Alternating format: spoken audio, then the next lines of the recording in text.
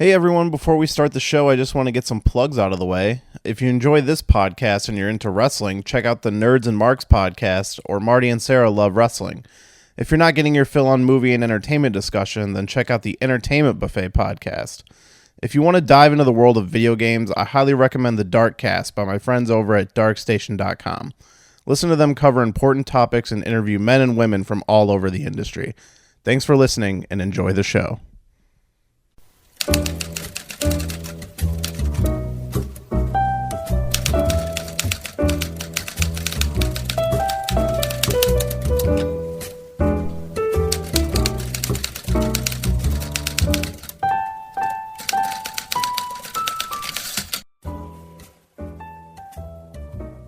Hello, everybody, and welcome to the Shelved Movie Podcast. I am your host, Jeremy Meyer. Okay, we have another commentary track today, and this is one we will probably do again in a later time, because this time I'm doing it by myself, just because it's a movie I've been wanting to rewatch for a while. I haven't seen it since it came out in theaters. And of course, I'm talking about the movie Man of Steel, as you can tell from the title. So it's been no secret that I have not been a fan of the DC comic book movies. Wonder Woman is the only good one they've produced. I always thought Man of Steel was a really terrible jumping off point, because when that movie came out, I thought it was hot garbage. And straight up, I've never been a Superman fan. I've always wanted to be a Superman fan. It's one of those characters that it's like, just give me the thing that'll pull me in. And every book I've read, every movie I've watched, just none of them have really done the job. Some of them have been okay. Like, I like some of the Elseworld Superman stuff, which is, not your typical Superman stuff. So it's not really true to what I'm expecting. But it's just one of those things. I've always wanted to like the character. Man of Steel, it looked cool coming out of it. And Zack Snyder at the time, for me, he was 300, he was Dawn of the Dead, he was Watchmen, and those movies I liked. And I think Sucker Punch might have been pretty close to this time too, and that was not a good movie. But like Zack Snyder, he's an alright filmmaker, but he can make a movie look incredible. I've always said that. I'll always maintain that. Maybe he should be a cinematographer instead of a director. But after Batman v Superman came out, that movie was so goddamn bad that I was like, man, that almost makes Man of Steel seem good by comparison. So I've always had this theory that Batman v Superman being as bad as it is makes Man of Steel better. So I was like, why don't I put that to the test? I haven't watched it since it came out, so I thought I would sit down, watch the movie, see if I feel any different, maybe talk about what bothered me at the time, how I feel about it now. Because this movie came out in, 2013? So I think just my opinions on it might have changed a bit. So I just want to sit down and see if I'm correct. So I have the movie sitting at the 57-second mark. And this movie is almost 2.5 hours long. So this is going to be a long one. I want to do this in one whole stretch just to make it easy. So what I'm going to do is I'm going to count to 3. And on 3, I'm going to hit play on the movie. So go ahead, and I'm watching the Blu-ray. You can cue it up to the 57-second mark. It's right after the Cinescopy logo disappears. I'm not sure if I'm saying that right. But we'll do 57 seconds. I'll do my countdown, and then we'll begin.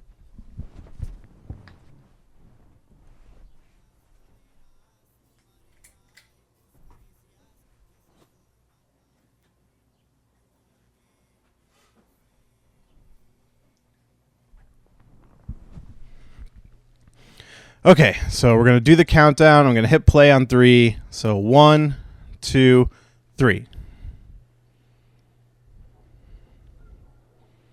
And there's actually a second delay there when I hit the button, just because of the Blu-ray.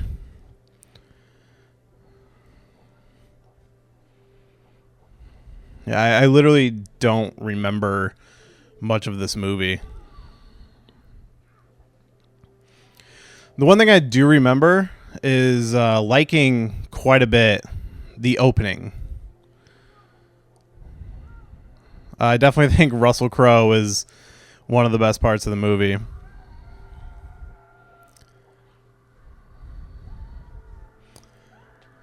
And one thing I remember being very underwhelmed by is the music. Just the tone of the movie was all wrong. It's way too dark. Superman's a lighthearted character. There should be some comedy, some levity to the whole thing, and that's just completely absent from the movie. It's way too serious.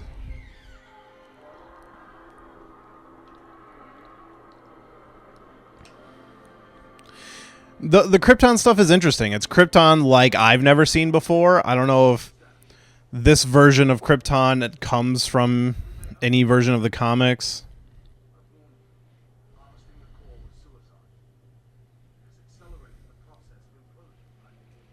And all this movie really did for me is just show that Krypton deserves what's coming to it, because they're kind of assholes. Like, Jor-El is really the only good one.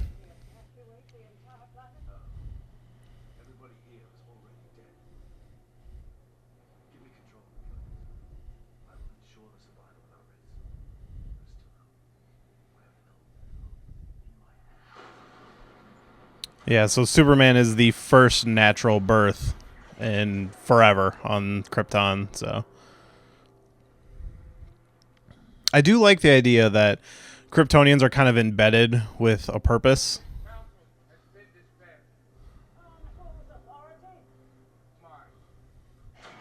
And I like Michael Shannon as Zod. I think he's super great.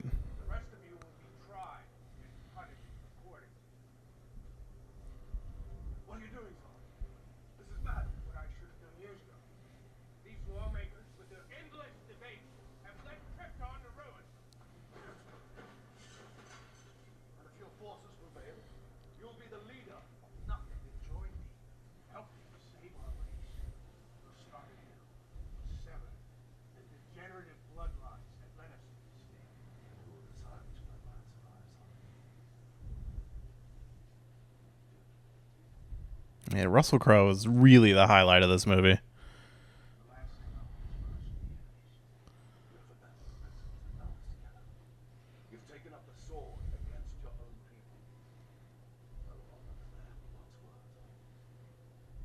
I like the idea that they were friends. Again, I don't know much about Zod from the comics and his relationship with Jor-El.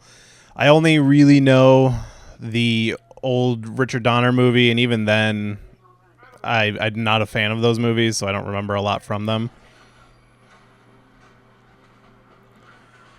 But then again, Jor-El's a scientist. Why is he such a badass?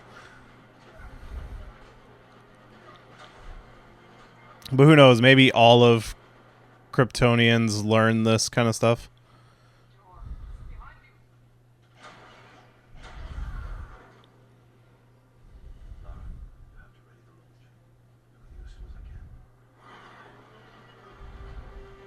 And it's surprising how much of the beginning of this movie is on Krypton.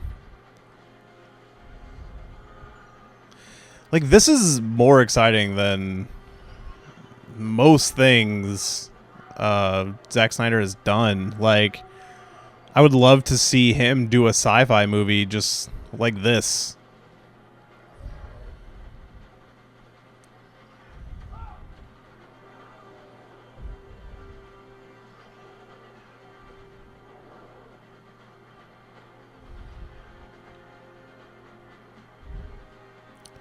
Though I don't understand why Jor-El has this flying monster thing.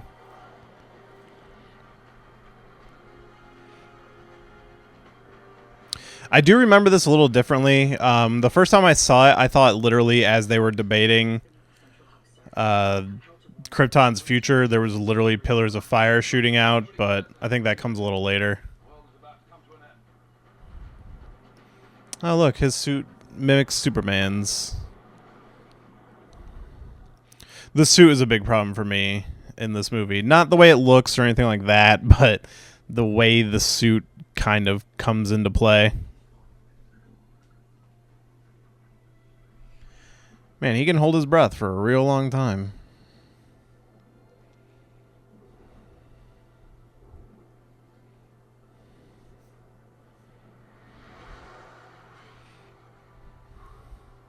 It is interesting to note that the suit is similar to what Superman has later in the movie.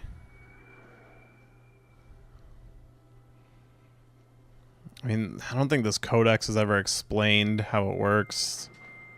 Like, why is a skull full of technology? Or how do they... I guess it's their technology harnesses something from the skull, the genetic code of Krypton's.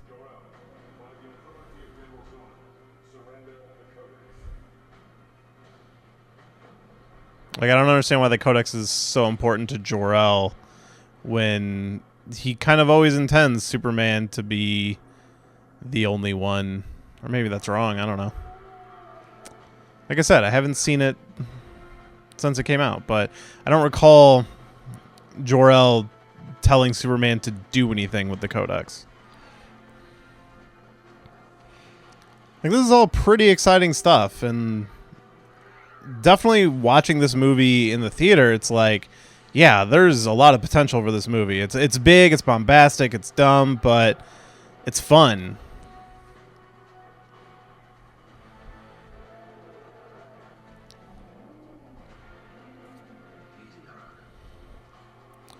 And as much as I complained about this movie when it came out, there are things I like about it. Unlike Batman v Superman, there's so few things I like. Man of Steel actually has more.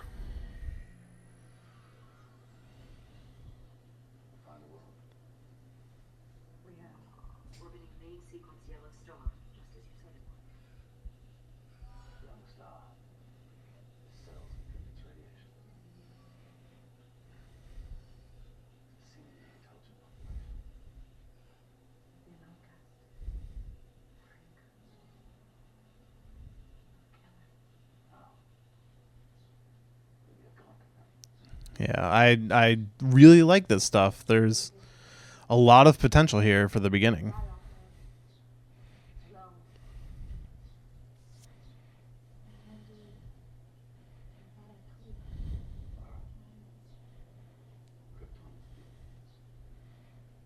He doesn't say Krypton.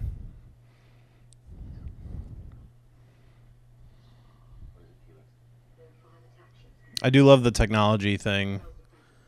Like the appearance of it.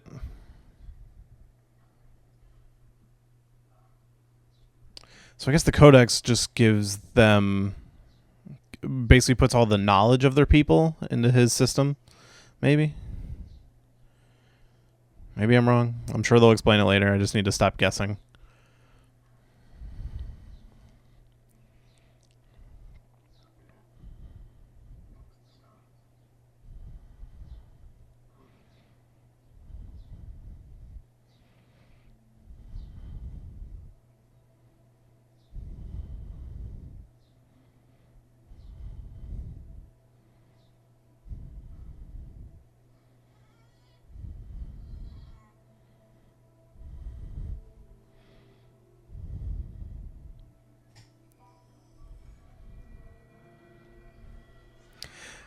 I remember the opening of this movie seeming like it was a lot longer. And straight up baby dick in the movie. Same as the old one.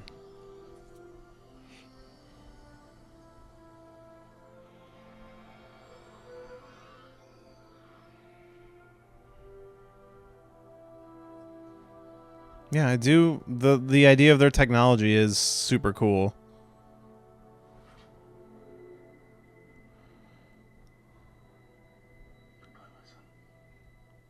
And Russell Crowe's a great Jor-El. Yeah, like some of the Superman comics I have enjoyed are usually ones that deal with his origin and him finding his place in the world. Superman Birthright is one I really liked. Superman Red Sun is a comic I loved, but it's like, what if Superman landed in Russia and was a communist? So it's not really true to what Superman is. And I've only just started reading it, but I do enjoy it. Superman Earth 1, because I really like the Batman Earth 1 books and the idea of oh, what if these heroes were kind of in the real world, similar to a Nolan type Batman Dark Knight, and that's what Superman Earth 1 is and what this movie wanted to be. I do need to finish Earth 1. Maybe it all kind of goes tits up at the end, but...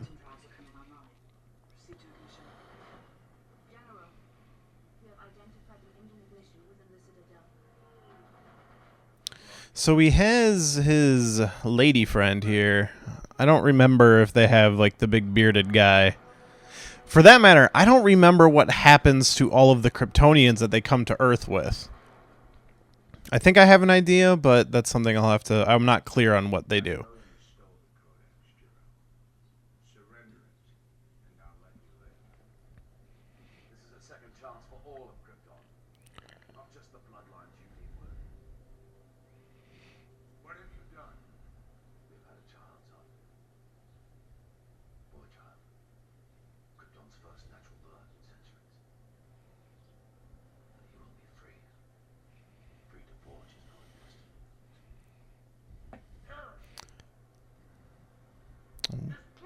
Why is that heresy?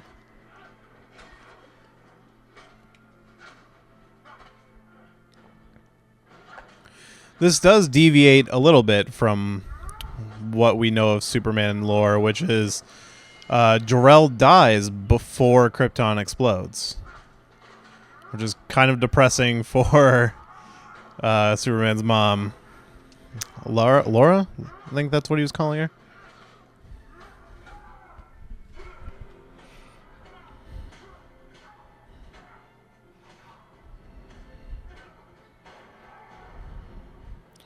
Okay, Zod's a soldier and Jor-El's a scientist. Or is he? Honestly, that's never... Is that even explained in this movie? Maybe we're to believe that Jor-El was a soldier too.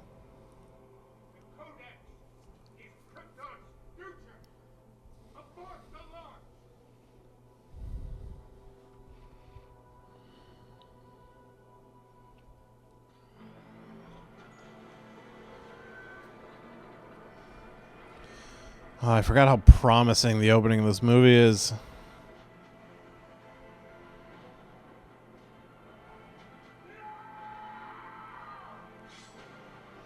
Like, aside from the fact that it's incredibly dour, it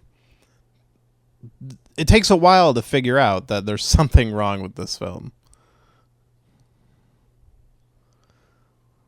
Unlike Batman v Superman, which kind of hands it off to you right in the beginning, like, hey, shit's fucked. Like, aside from the opening scene with Bruce Wayne in the city, that's kind of the good part, and the rest is just it's immediately downhill. This one kind of takes a while.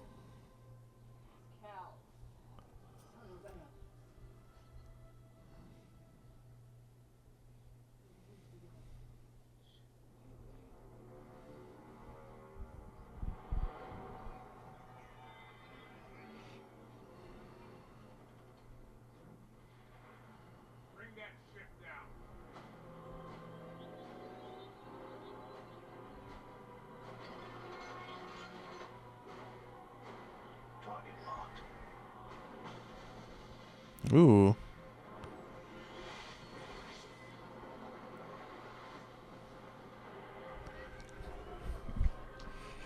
See, I like all these ship designs and...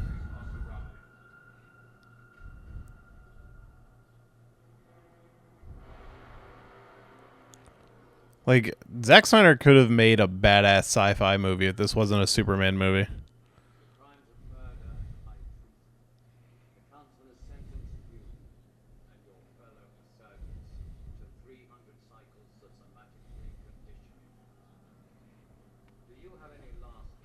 Like, why are they bothering with this when they know their planet is about to blow up?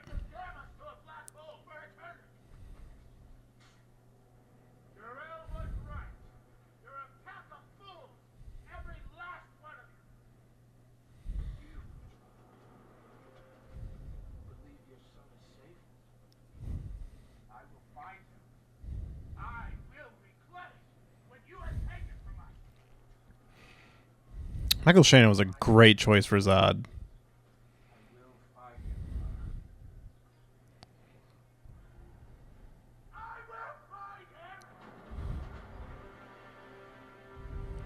Overacting and all. I really enjoy him in this.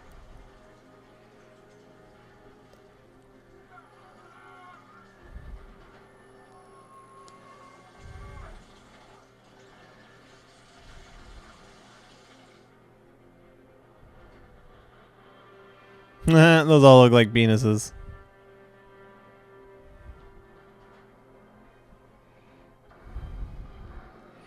Okay, so they get sent to the Phantom Zone or the black hole or whatever in this machine. And this machine is what they use later in the movie to change Earth to try to adjust it to being Krypton.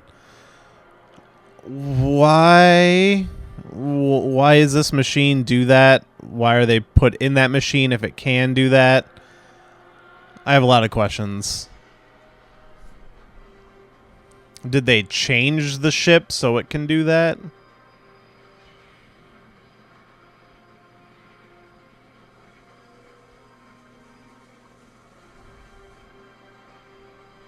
That's pretty cool. The Phantom Zone thing like that. That's awesome.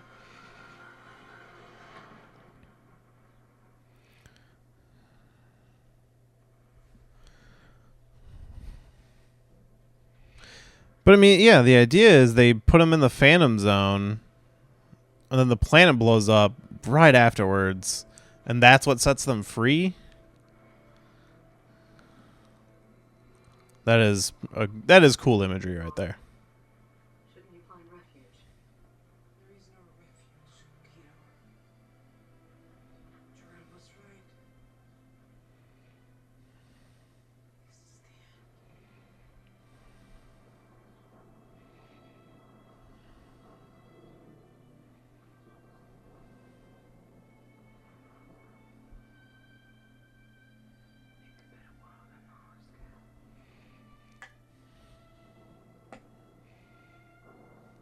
I remember this open. I always thought the opening was a lot longer than this.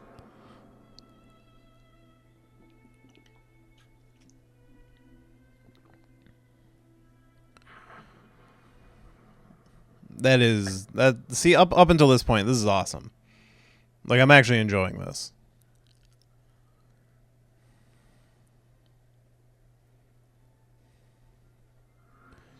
Okay, so apparently he has light speed travel. Which that's always one of those things, like, if they didn't have that, how does Superman get there so quickly? And, like, or did Krypton actually blow up, like, millions of years ago, and somehow he survived inside this capsule? Like, it kept him young or something?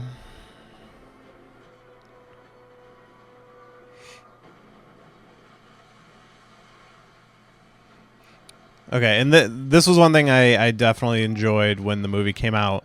I like how they like fudge with the origin story. It's told out of order, and I think that's a good way to do it because we've seen it so many times done the same way that I like the idea of, hey, we're gonna kind of jump around, jump back and forth, and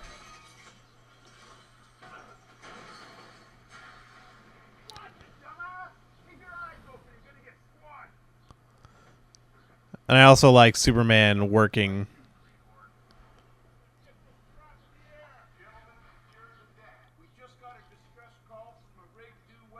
Everybody shits on Henry Cavill as Superman. I actually am fine with Henry Cavill.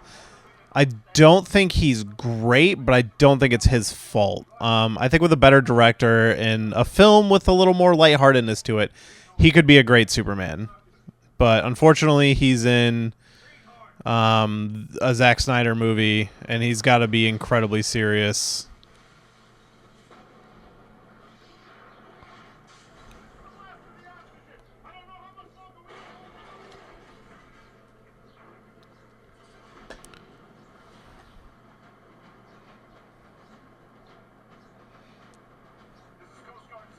And I like the action scenes in this movie. Unfortunately, they come with a lot of needless destruction at the end, which I will agree with everybody else there. But this stuff is really fun. I'm a sucker for showing great feats of strength in a movie. There haven't been a ton of superhero movies that show super strength. And I think the Man of Steel movie and Batman v Superman are pretty good at that. I love this stuff, and yeah, let's show his abs. Yeah, I guess you gotta, but it's cool to see stuff like this. You don't see a lot of super strength in movies.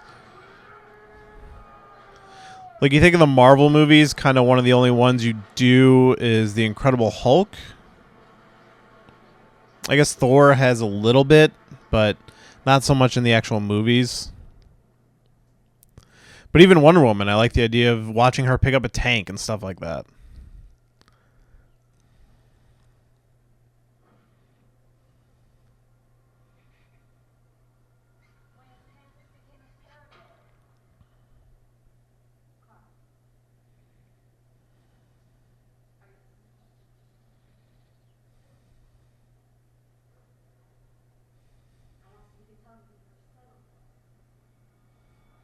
And these are definitely parts of Superman I've always enjoyed, of him, his powers kind of manifesting and him unable to control it.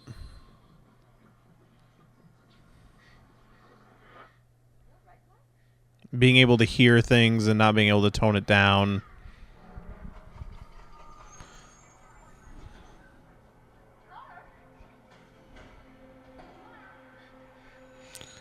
But it's one of those things. I don't want the only Superman stories that I enjoy to be origin stories.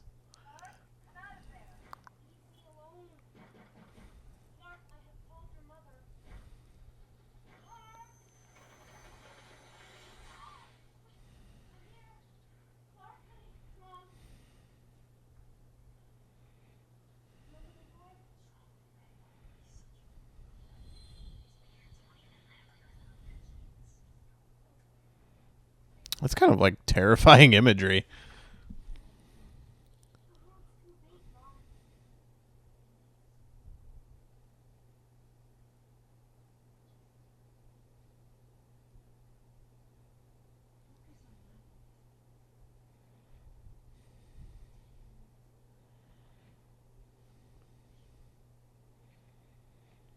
I do have a big problem with Kevin Costner and his role in this movie.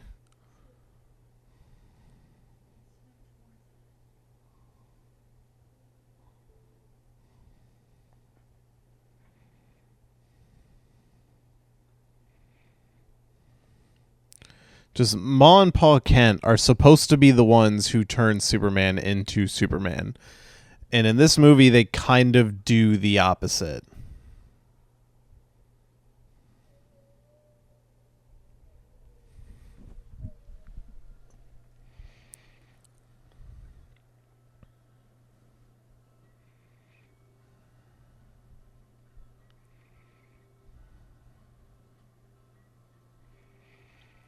Now, this is one of those things you have to look at it as a new interpretation, but in some ways, a lot of ways, I think it fails.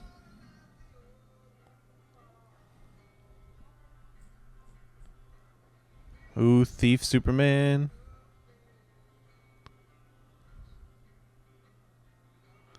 Oh, he's not going to steal him.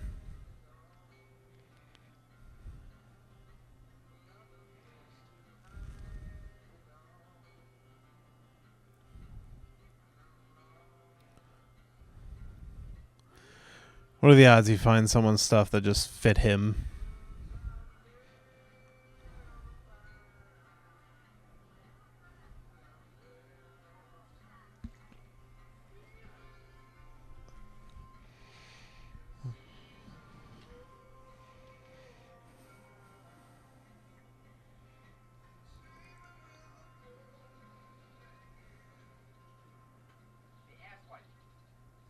What do you think? You see the game? Leave her alone, Pete. Oh, what, his girlfriend?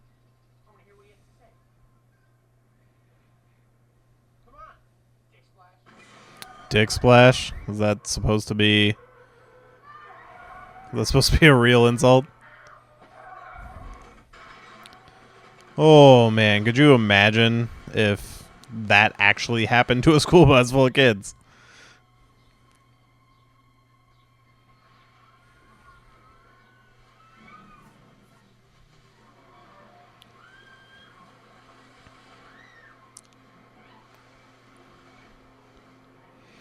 They did a good job of finding a kid who looks like he could grow up to be Henry Cavill.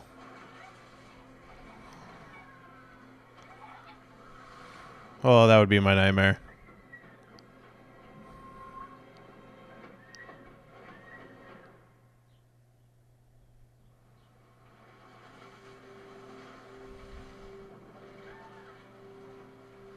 So when we did the Batman Superman episode, this moment came up as being a reference to something in Smallville, there was a reference in the Batman Superman script of a car falling off of a bridge into water and stuff. And my guest said that there was a moment similar in Smallville. And then I pointed out that they did a similar thing in this movie, which makes me wonder, is this all part of Superman lore? Like, does this event happen in the comics? And I have no idea. I've never heard an answer on that. If anybody knows. Of course, the last one he has to save is the kid who called him Dick Splash.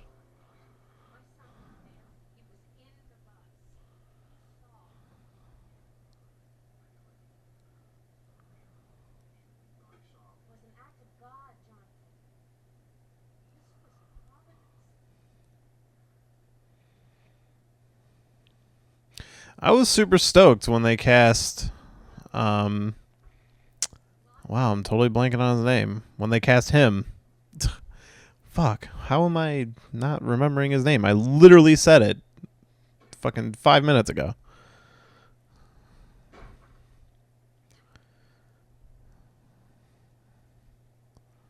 Can't believe I'm having to look this up. I literally said his name 5 minutes ago.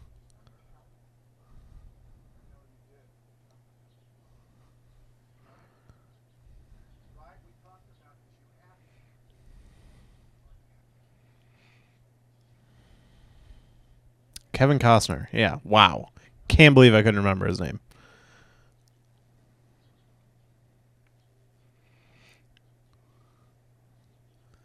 Like, it is good casting. It's just the way the character's written. Like, the fact that he wants him to not do anything.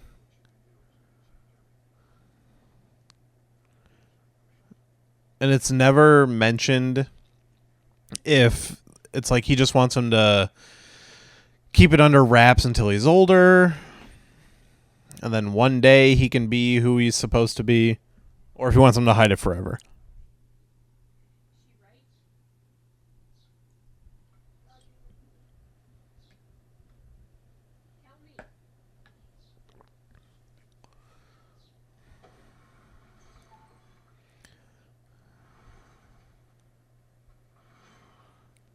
So is this the moment he finds out he's an alien?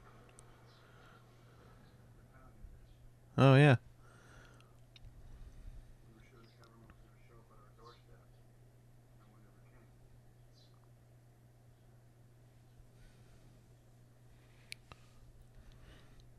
It's kind of a weird looking ship.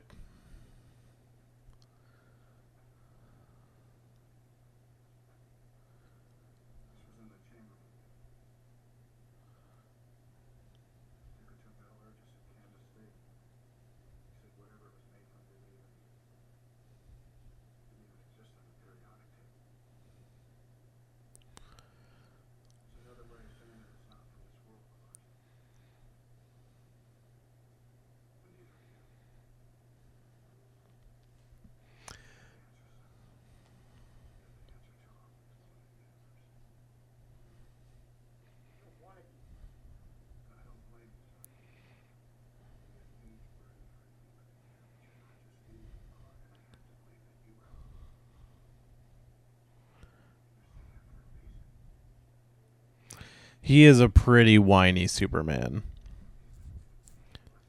Again, I wish I knew more about the comics to see if that was the case.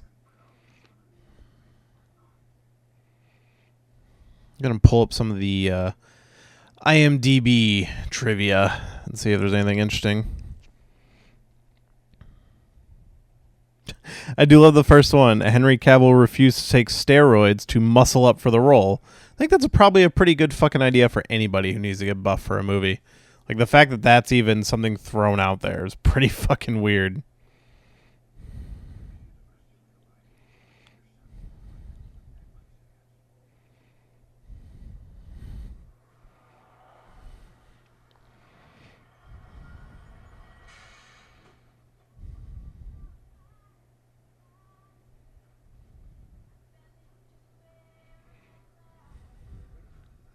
I like Drifter Clark. It's fun.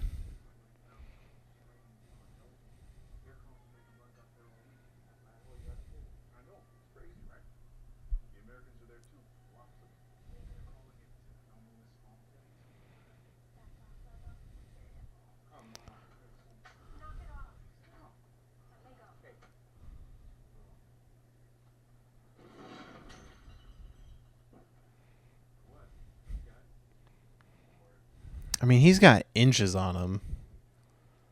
And he's clearly got muscle on him. This guy really think he's going to stand up and fight him?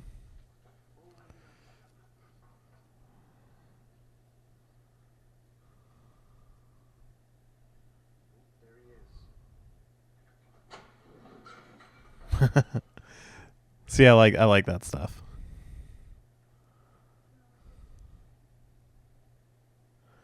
No, just pick him up and carry him out.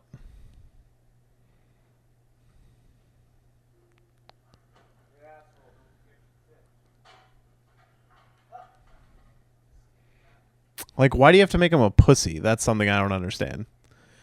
And I get it. He gets him back by destroying his truck, which is cool. But they basically let that guy be an asshole and get away with it. That would no part of that makes sense.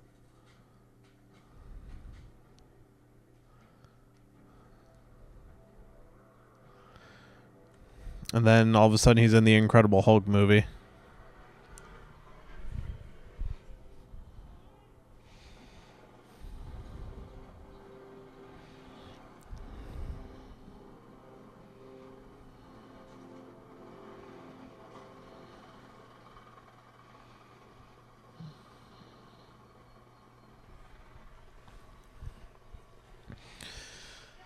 Oh, and now we get our Lois Lane.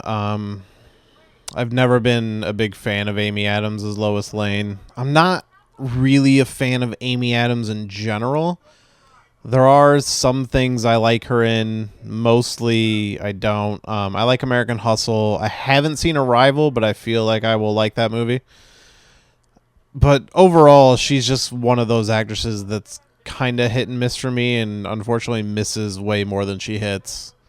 And Lois Lane is definitely towards the bottom for me.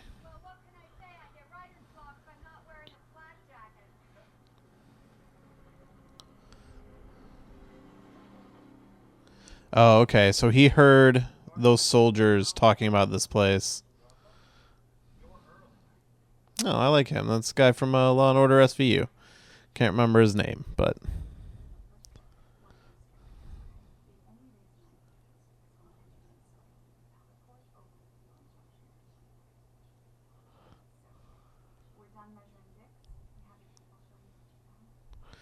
I just don't buy her as Lois Lane. I feel like the writing is there, but she was just the wrong actress.